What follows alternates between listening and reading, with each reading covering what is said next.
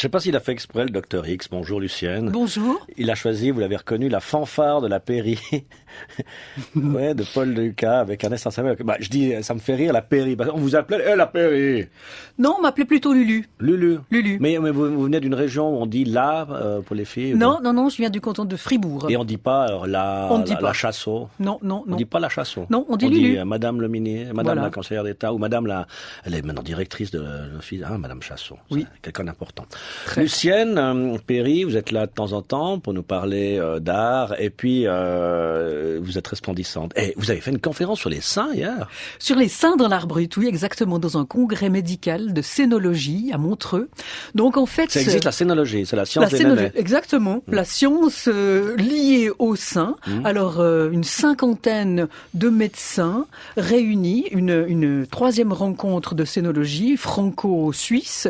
Donc toute une foule de personnes qui se penchent sur le sein, qui essayent de soigner le cancer du sein. C'est bien, il faut avoir un bon décolleté. Ouais. Eh bien, moi, en fait, j'étais là pour apporter un autre regard, alors qu'ils n'avaient vu que des pathologies, des malformations et de graves maladies. Eh bien, moi, j'apportais un autre regard, celui d'Aloïse sur les seins, parce que les seins, dans les dessins d'Aloïse, jouent un rôle primordial, puisque la femme et la séduction sont au cœur de la production d'Aloïse. Dans les 2000 dessins qu'elle a réalisés, il y a à chaque fois des femmes, la plupart du temps nues, en tout cas avec des seins qui sont dévoilés et qui se transforment en camélias. C'est somptueux. Je vous parlerai un jour des seins dans l'art brut. Ben oui, vous savez pourquoi je sais ça, que vous avez fait une conférence sur les seins? Parce que je consulte votre blog, bonne idée. Votre site qui s'appelle noteartbrut.ch, NOTESARTBRUT, donc noteartbrut.ch. Et puis, ça nous permet aussi de voir les images quand vous nous parlez, parce que c'est vrai que c'est la radio qui donne les images, on le dit toujours un peu en charriant, mais les blogs tout autant. Alors si vous allez sur noteartbrut.ch, vous pourrez trouver le compte-rendu de cette fascination pour les seins dans l'art brut qui vous a fait parler hier dans cette conférence, mais aussi le sujet du jour, c'est le royaume de l'irréel de Henri Darget. Oui. Vous avez été voir une exposition à Paris, mais ils ont du retard ou bien à Paris? En tout cas, ils prennent l'avion aujourd'hui. Ils font vite. C'est un musée important, le musée d'art moderne de Paris, donc vraiment quand même un lieu prestigieux de la culture de la capitale française, qui rend hommage à une figure d'art brut, Henri Darget. Je dis bien art brut parce que eux ne le disent à aucun moment. C'est une grande étape pour l'art brut parce que au sein de l'histoire de l'art brut, c'est un tournant dans le fait que c'est une reconnaissance importante. Depuis 10 ans, de nombreux musées, de nombreuses publications, de nombreuses expositions donnent la parole à l'art brut. C'est un univers qui est de plus en plus reconnu dans le monde artistique et culturel. Par exemple, il est reconnu, mais on le nie en même temps. C'est-à-dire qu'on le fond dans le mainstream. Vous dites vous-même qu'on ne parle jamais d'art brut, on oublie qu'il y a eu des expositions ailleurs. Donc en fait, Darget, un artiste comme les autres. En fait, Henri Darget, c'est vrai que je dis à la fois que c'est une reconnaissance pour l'art brut, mais je pourrais dire que je doute de ce que j'annonce parce qu'en fait, Henri Darget n'est pas présenté comme un auteur d'art brut. Henri Darget n'est pas présenté comme celui qui a été salué par la collection de l'art brut il y a plus de 20 ans déjà. Henri Darget est présenté comme un auteur, comme un créateur extraordinaire. Et c'est ça qui est important, c'est ça qui est primordial avant tout.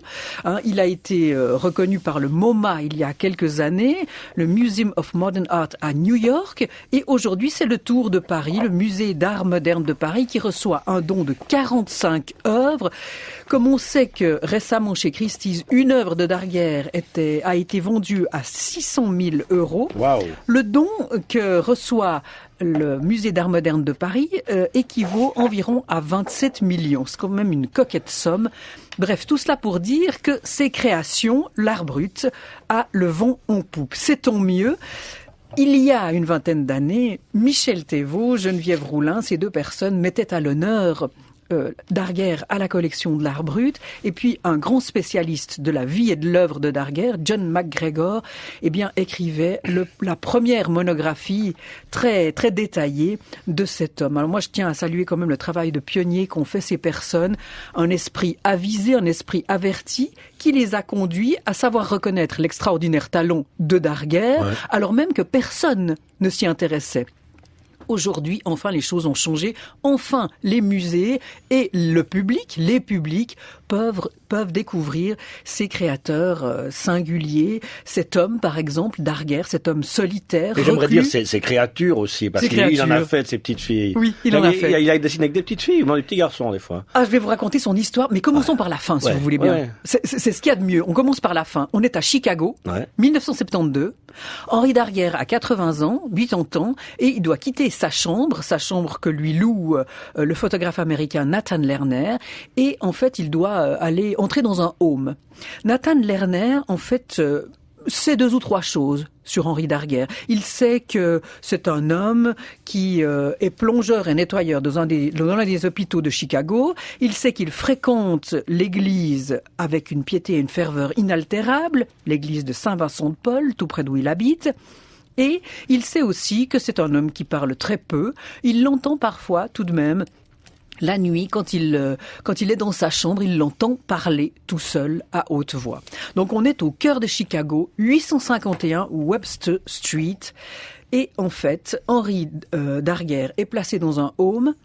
Et Nathan Lerner, celui qui lui louait sa chambre, décide de débarrasser cette chambre pour faire place nette et pour louer la chambre au prochain locataire. Et figurez-vous qu'il va rester stupéfait. Il va pousser la porte de cette chambre louée et il va découvrir un extraordinaire capharnaüm. Imaginez de très très longs rouleaux, des dizaines de longs rouleaux de papier de plusieurs mètres de long, qui contiennent des aquarelles peintes, magnifiques, plusieurs gros livres dactylographiés, en tout 15 000 pages. Eh bien tout cela, c'est l'histoire fabuleuse, un univers fantasmagorique, écrit et peint par Darguer, cet homme autodidacte solitaire, qui a créé dans le silence, dans la nuit, il ne travaillait que la nuit, et dans le silence, pendant 40 ans, dans l'obsession, dans la clandestinité, sans souffler mot à quiconque. On est vraiment au cœur de l'art brut.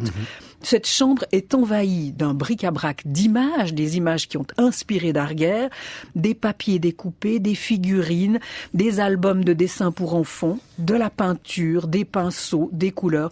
Bref, c'est le royaume du désordre, mais qui est très inspirant. Et à Paris, justement, dans cette exposition, on est plongé dans l'univers de Darguer parce que ils ont choisi de faire entrer le visiteur dans la chambre de Darguer. Il y a de grandes photographies, grandeur nature. On entre dans la chambre de Darguer, on perçoit, on a apporté de main ce capharnaüm, le bureau de Darguer, sa table, toutes les photos, toutes les figurines, ce bazar absolument extraordinaire. Alors on comprend bien qu'on rentre pas dans un atelier d'artiste au sens académique du terme, qu'on est quand même dans quelque chose qui a trait à la folie. Alors peut-être si le mot art brut n'est pas donné, on y est plongé très vite quand même. Oui, et puis surtout que tous les articles dans la presse, que ça soit Le Figaro, Libé, que ça soit Le Monde, tous les articles, eh bien, évidemment, en première ligne, dans le chapeau déjà, saluent cet auteur d'art brut qui est reconnu. Comme quoi les journalistes ont des références. Voilà, comme quoi les journalistes savent que Darguer est un auteur d'art brut. Et comme quoi mais c'est aussi parce que les grands spécialistes d'art brut ont été journalistes un peu à leur tour. Vous êtes à ce micro, Lucienne, mais il y a quelques années dans ma matinale, c'était Monsieur Thévaux qui aime faire des chroniques aussi. Vous voyez, vous finissez par vieillir, c'est ça? Non, par le milieu des journalistes vous reçoit avec beaucoup d'affection, beaucoup d'amour, parce qu'on est tous un peu des artistes d'art brut. Ah, j'espère bien.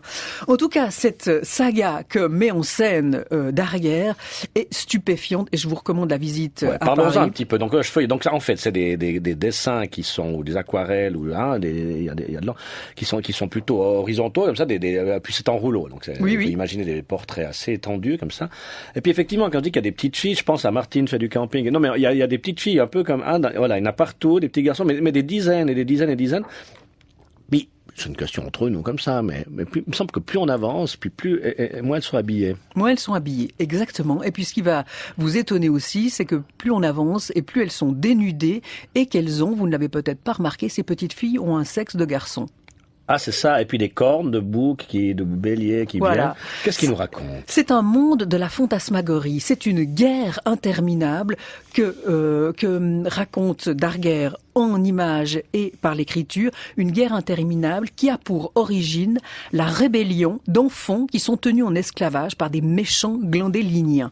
En fait, les héroïnes, ce sont les Vivian Girls. Ce sont 7 petites filles blondes qui portent, en tout cas au début, un uniforme et en fait, elles fuient ces méchants glandélyniens qui vont les assassiner ou alors elles inventent des stratagèmes pour échapper à leur ennemi. Alors, en effet, comme vous l'avez dit, ce sont de grands rouleaux, donc un format panoramique. Darguerre peint recto et verso, puisqu'il a peu de papier, eh bien, tout est important, donc le recto et le verso. Ces scènes-là, elles sont narratives, mais ça n'est pas une illustration directe de l'histoire qu'il a écrite, c'est une suite picturale. Le merveilleux et l'effroyable se conjuguent, comme dans tous les contes, et en fait, la nature joue un rôle primordial. Vous le voyez, il y a des arbres, il y a des fleurs verdoyantes, une nature abondante, une nature luxuriante, absolument extraordinaire. Attendez, j'ai juste une question. Donc, il nous raconte une histoire dans ses bandes dessinées, j'allais dire, mais il l'a écrit dans ces manuscrits dont vous parlez, ces tapuscrits de 15 000 pages, c'est la même histoire, c'est le même univers qu'il a décrit? C'est le même univers, mais ça n'est pas exactement la même chose. Mais enfin, on est dans une saga que Darguerre a inventée pendant ces 4 décennies, seul dans cette chambre, et sans en parler à personne. Vous voyez, c'est ça aussi qui caractérise Darguerre, c'est qu'il n'éprouve pas le besoin de montrer, d'être applaudi, d'être reconnu en tant qu'artiste. Vous faites des trucs que vous dites à personne, vous. Eh bien justement, je ne vais surtout pas vous les dire. Oui, justement. Et puis peut-être qu'on nous découvrira dans 30 ou 40 ans, et puis qu'on passera à la collection de l'art brut. Peut-être bien. On est tous un peu cinglés quand même. En fait, ce Nathan Lerner a eu fin nez de savoir reconnaître l'importance de ses œuvres qu'il a reconnues être des œuvres d'art, alors même que Henri Darguerre ne les estimait pas, ne les considérait pas comme des œuvres d'art. Et en fait, il est allé rendre visite à Darguerre. Quand il était dans son home, il lui a parlé de toute cette œuvre, écrite et peinte, et lui a dit « Qu'est-ce qu'il faut que je fasse de ça ?» Eh bien, Darguerre lui aurait répondu « Jeter tout. » Mais c'est quand même génial. Donc c'était le propriétaire de l'appartement qu'il louait, donc la chance qui était lui-même artiste. La chance, oui, exactement. Parce que combien de Darguerre ont dû effectivement passer à la poubelle si le propriétaire qui trouve ce Capharnaüm n'a pas l'œil qui lui permet de dire que tiens, une piste à explorer pour le futur de l'histoire de l'art. Ça a été la chance de Darguerre, c'est-à-dire que la personne qui lui louait sa chambre, eh bien, a eu ce regard averti et avisé et a su reconnaître cette œuvre exceptionnelle. Il y a un peu plus d'une vingtaine d'années, Kyoko Lerner, en fait la femme de Nathan Lerner et Nathan Lerner ont offert un corpus d'aquarelles gigantesque à la collection de l'art brut qui aujourd'hui constitue plusieurs millions. Et mais alors ces trucs de l'exposition du musée d'art moderne de Paris, elles viennent d'où? De Kyoko Lerner aussi. Ah, mais en fait, la collection en a prêté? La collection de l'art brut on a prêté pour l'exposition, mais en fait il y a plusieurs institutions culturelles qui possèdent aujourd'hui des Darguerre, comme par exemple la collection de l'art brut, le MoMA, le musée d'art moderne de Paris, et puis le musée d'art moderne de New York, le Museum of Modern Art de New York. Vous savez s'ils sont visibles à la collection ici, ils sont exposés ou bien ils sont exposés, en tout cas quand on entre à gauche. Ceux qui n'ont pas les moyens d'aller à Paris, ils peuvent rentrer à gauche, comme vous dites. Exactement, rentrer à gauche, et tout se passe toujours dans ce musée où en fait des œuvres exceptionnelles sont présentées. Vraiment, Darguerre est un cas particulier. Je pense que c'est une des figures majeures, un auteur d'art brut américain extrêmement important, mais dans l'histoire de l'art brut, c'est une figure majeure. Alors j'ai quand même encore une question. On est en Amérique, il y a quand même... Bon, lui, il est catholique, puisqu'il va à l'église Saint-Vincent de Paul, donc ça, on sent bien que c'est des cathos. Mais il y a cette espèce de puritanisme américain qui est en pleine renaissance maintenant. Qu'est-ce que ça donne là-bas, ces petites filles toutes nues avec des sexes de garçons? Évidemment. On n'est pas effrayé ou bien? Évidemment. On va le brûler enfin ou bien? Évidemment, ça choque, ça frappe certaines personnes. D'autres estiment qu'il n'est pas possible que des enfants voient ces œuvres. On est dans le monde de la fantasmagorie, on est dans le monde imaginaire, un monde onirique où tout est permis, bien entendu, que ce soit dans les petites filles qui sont présentées, dans le sexe dont elles sont pourvues. Les fleurs sont grandioses, sont grandiloquentes. Il y a toujours un drame qui se prépare. Vous connaissez la matrice originale, les 7 petites filles qui deviennent des garçons, c'est dans quelle histoire? Oh, alors là, vous allez me l'apprendre. Mais l'ogre, avec les frères du petit, les petits garçons sont dans le lit. ils vont être mangés par l'ogre.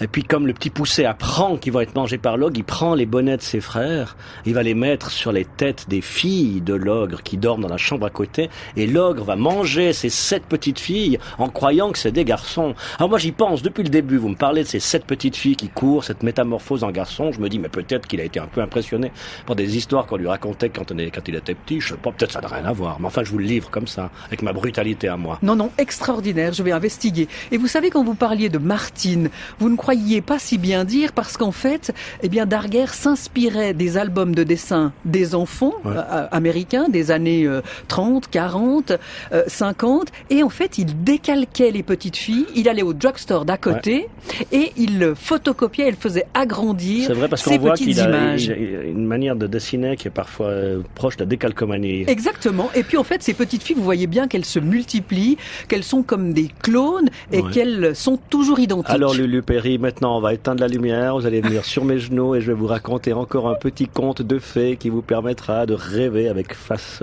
à vous les dessins de monsieur Henri Darguer, à voir au musée d'art moderne de Paris, et ou bien alors quand on rentre à gauche à la collection de l'art brut. Je vous pique le bouquin, je le garde pour ce week-end, je vous le rendrai la prochaine fois. On se verra si ce n'est avant l'été, du moins à la rentrée.